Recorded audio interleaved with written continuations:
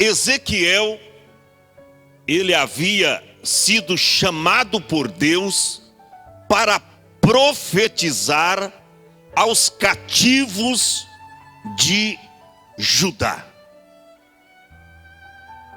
Segundo a Bíblia, Judá, nessa época, estava entregue ao pecado e a correção de Deus veio sobre aquele povo de dura cerviz, povo rebelde. Tanto é que quando Deus chamou Ezequiel, no capítulo 2, filho do homem, levanta-te, põe-te em pé e falarei contigo, porque Deus não fala com o homem caído, a não ser para ele se levantar. E no capítulo 3 do livro de Ezequiel, Deus envia Ezequiel para pregar para aquele povo de dura cerviz. O povo havia se distanciado de Deus.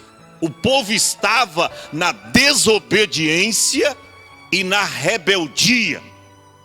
A crise espiritual daquele povo era tanta que Ezequiel, quando começou a pregar de manhã, ele diz: eu preguei de manhã e à tarde morreu a minha mulher.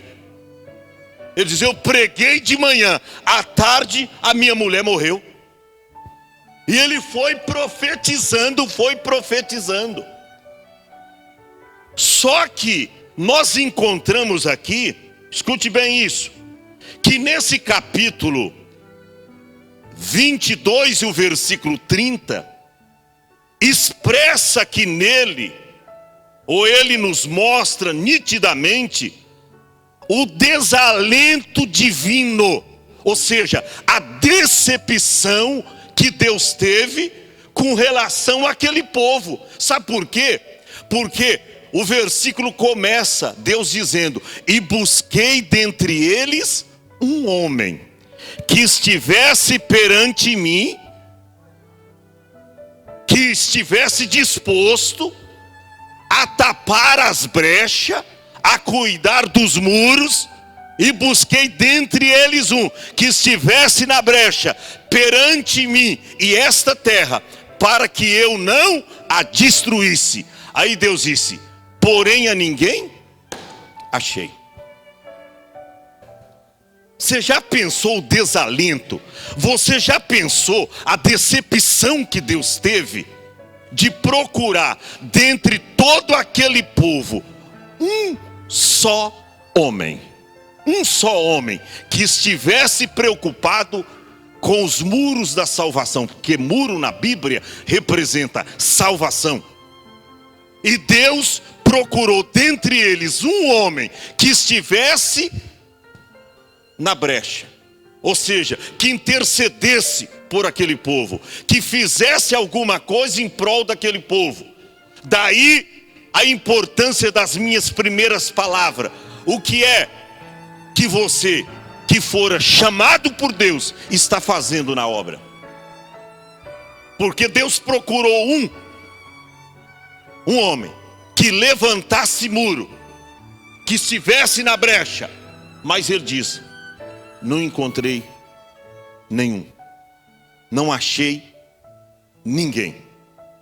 O homem que Deus chama, ele tem autêntica chamada. Até porque para ser chamado por Deus tem que ter o dom. E hoje as pessoas não importam, não olham muito para isso.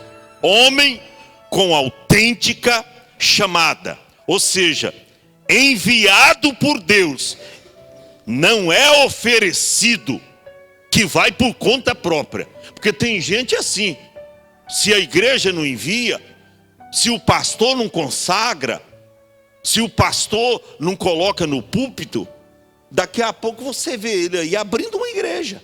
E hoje é a coisa mais fácil. A pessoa aluga um salão, coloca cadeiras de plástico e um púlpito de madeira para arrecadar dízimos e oferta. E diz que tem uma chamada ministerial. Aí você vai saber a origem do ministério que essa pessoa abriu, a origem ministerial dela. Ela não tem passado, não tem vivência com Cristo, não, sequer fora chamada por Deus, não teve alguém que a preparou. A gente dizia lá no interior, na bigorna, no martelo, no serrote, no cutelo. Não teve alguém que a preparou para ser de fato uma mulher de Deus, um obreiro de Deus. Por conta própria, ela se decidiu ser pastor. E hoje está assim, irmão. É uma responsabilidade muito grande. E nós daremos conta do nosso pastoreio, do nosso pastorado diante de Deus. E é muito mais fácil você dar conta da sua alma apenas, ou da sua família, do que dar almas de muita gente. Pastor, vai dar conta? Dá. Hebreus 13 e o verso 7 e depois o verso 17 diz que os pastores darão conta a Deus do vosso pastoreio. Depois você lê na sua casa Hebreus 13, 7 e depois o verso 17. Então preste atenção, ó. Gente querendo ser admitido por um cargo sacerdotal, em troca do quê mesmo? De um bocado de pão. Obreiros oferecidos.